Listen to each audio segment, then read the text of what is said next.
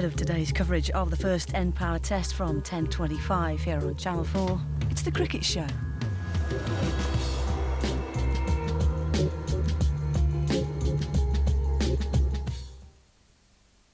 Nice. Here we go. Mine's on the right. I bet he wins. All right, first to the daisy. Let's go. Go on, boy. Run Come on, on, eat win. my slime. Come on, Come on, you've got it. boy. You can do this, you can do this. Come on.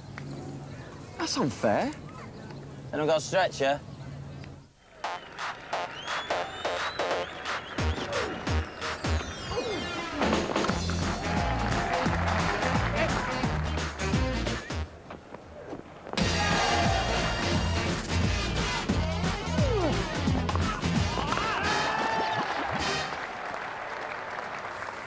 Hello, welcome to Lord's, and good morning. It dawns sunny and bright, a little cooler than yesterday, but another cracker of a day.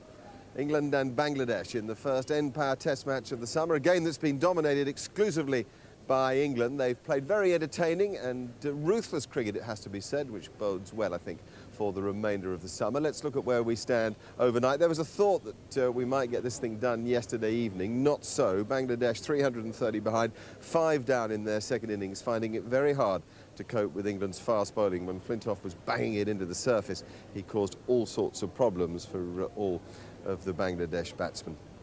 I mentioned briefly there the fact that there were bigger things to think about later in the summer. Well, in 15 minutes or so, our Channel 4 team, that's all the commentators, will look into the Ashes and try to highlight some of the things England would do if they're to win them. In the meantime, though, here's the Cricket Show.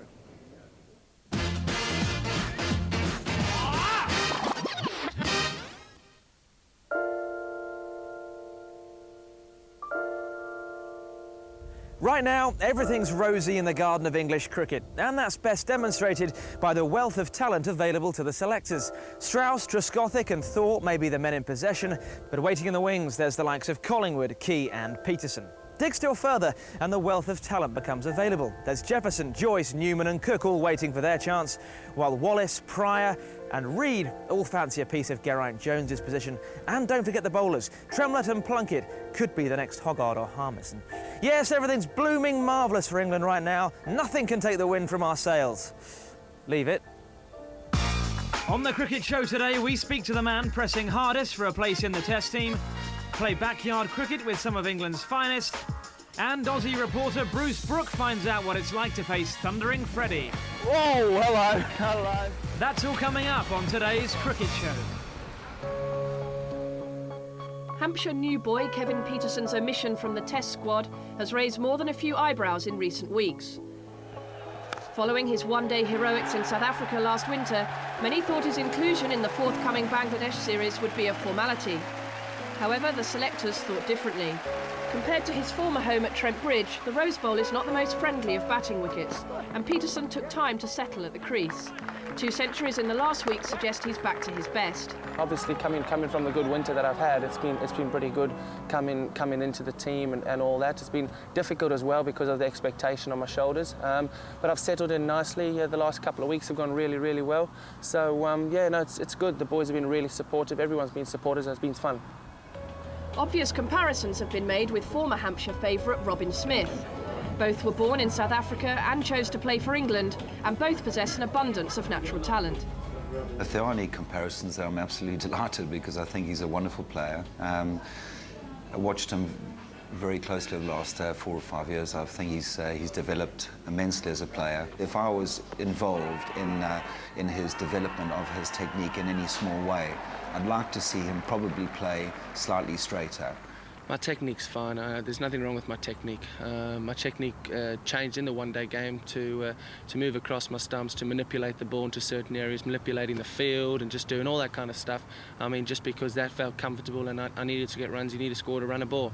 I'm back in championship cricket now and my feet don't move as much.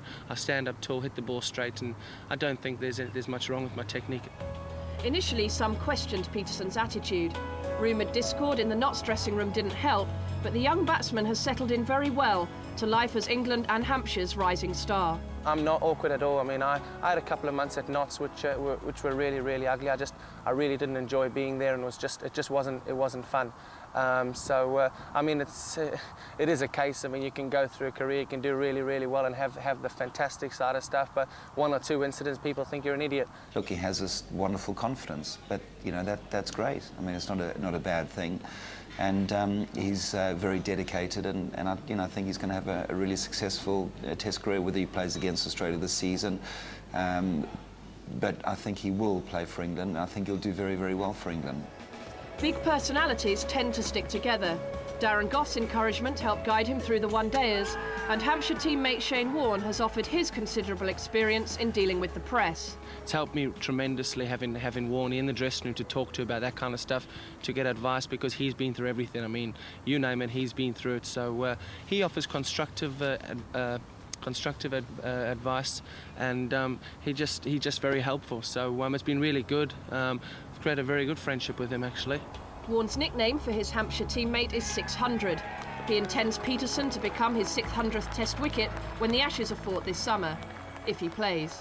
The England side's a very strong side. I mean, they've got some very good players in there. I mean, Graham Thorpe and Bell's just come in. You've got Varney, you've got Truscothick. I mean, all blokes who are really good players and who will succeed international and who have succeeded international cricket. So I've got to wait for my turn.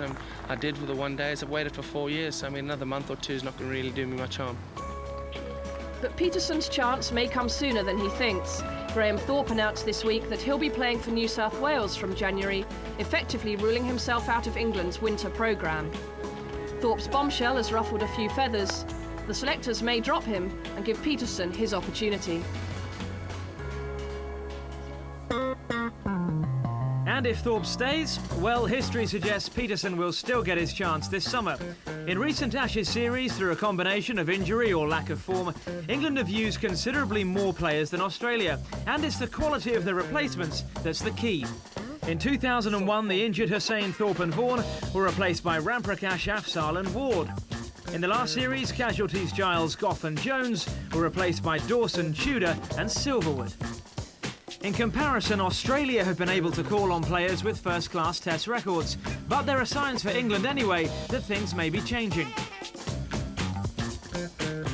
Mark Butcher's injury nightmare has opened the door for Ian Bell at the expense of the unlucky Peterson.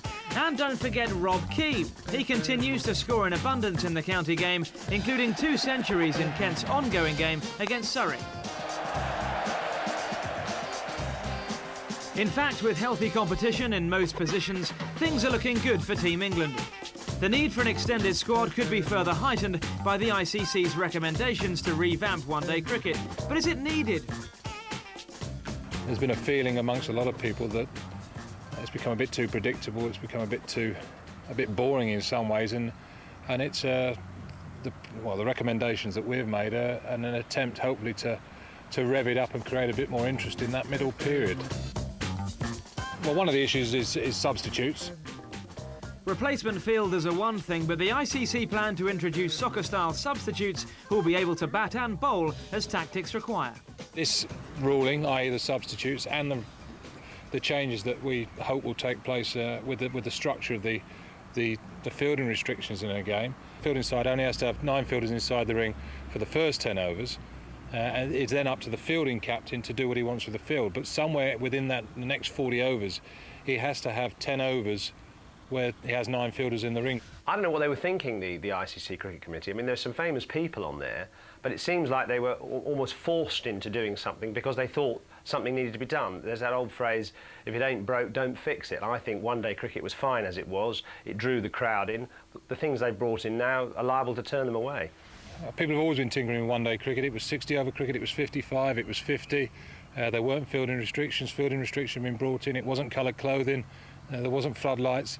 The game is constantly evolving, and this again is just another way that it may evolve. So what's next? 6 runs not good enough for you? Well, how about an 8 or a 10? Yeah, it'd be interesting, wouldn't it, to see if umpires could come up with some new signals. I mean, for an 8, for instance, a shot into the crowd, they could do a double 4 sort of motion.